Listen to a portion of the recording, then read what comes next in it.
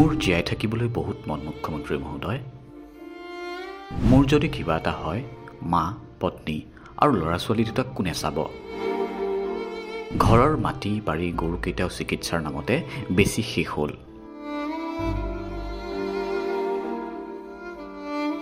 ঢকুৱাখনৰ এই লোকজন দীৰ্ঘদিন ধৰি আক্ৰান্ত এক অচিন ৰোগত। চিকিৎসাৰ নামতে সৰ্বশান্ত হ'ল পৰিয়ালটো। মোৰ আজি প্ৰায় 3 বছৰ 7 মাহ দিন বেমাৰ ধৰি ভুগি আছোঁ। ঘৰ মাটি বাৰী তাৰপিছত আৰু গৰু ম'হ যিজনীক আছে বিক্ৰী কৰি শেষ হ'ল। এতিয়া ঘৰৰ ডেৰটা মহিলা আজি 4-5 মাহ মানুহ হৈছে। তাৰ মাইকী ল'ৰা ছোৱালী ল'ৰা হাল তাৰপিছত ফেমিলিয়ে মা আছে। মোৰ অসুখৰ পৰা এতিয়া মই একো কৰিব নোৱাৰা হৈছোঁ। ঘৰখনৰ হাজিৰা ঠিকা কৰিব নোৱাৰা 3 বছৰ 7 মাহ দিন একেৰাহে বিচনাতে পৰি আছোঁ। চিকিৎসা পাতি কৰিবলৈ এতিয়া টকা পইচা নাই। আপোনালোকৰ ফালৰ পৰা কিবা সাহায্য এটা বিচাৰিছোঁ।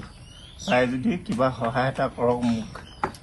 লোকজনৰ ঘৰ ঢকুৱাখনৰ সোণাৰী চাপৰিত। অঞ্চলটোৰ বাঁহপৰা গাঁৱৰ এই লোকজনৰ নাম বিপুল চমুৱা। দীৰ্ঘদিন ধৰি এক অচিন ৰোগত আক্ৰান্ত বিপুল চেতিয়াই বিচাৰিছে কিছু আৰ্থিক সাহায্য।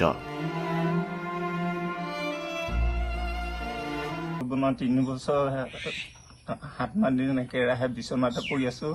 চিকিৎসা পাতি কৰিবলৈ এতিয়া টকা পইচা নাই। আপোনালোকৰ ফালৰ পৰা কিবা সাহায্য এটা বিচাৰিছোঁ। পাই যদি কিবা সহায় এটা কৰক মোক। মোৰ জীয়াই থাকিবলৈ বহুত আশা আছে। ল'ৰা ছোৱালী ডাঙৰ দীঘল কৰিব পৰা নাই, সৰু হৈ আছে। আপোনালোকে পাই যদি মোক সহায় কৰক। বিগত 3 বছৰ 7 মাহ ধৰি বিচনাত পৰি পৰি জীৱন অতিবাহিত কৰিবলগীয়া হোৱা লোকজনৰ সংসাৰত আছে মাতৃ পত্নী আৰু ল'ৰা ছোৱালী দুটি। অসুস্থ যুৱকজনৰ চিকিৎসাৰ কাৰণেই পৰিয়ালৰ লোকে গৰু ম'হ মাটি বাৰী সকলো বিক্ৰী কৰি শেষ কৰি এতিয়া উপায়ন্তৰ হৈ পৰিছে। ফলত উন্নত চিকিৎসাৰ বাবে মুখ্যমন্ত্ৰী আৰু বিধায়ক নৱ কুমাৰ দলৰ পৰা বিচাৰিছে কিছু সহায়। কোনো হৃদয়বান লোকে যদি বিপুল চমুৱাক সহায় কৰিব খোজে তেন্তে অসম গ্ৰামীণ বিকাশ বেংকৰ একাউণ্ট নম্বৰ 702010026859 জৰিয়তে আৰ্থিক সাহায্য আগবঢ়াব পাৰে। অন্যথা 9864876454 নম্বৰত যোগাযোগ কৰিবলৈ পৰিয়ালৰ লোকৰ অনুৰোধ। News desk NZ news.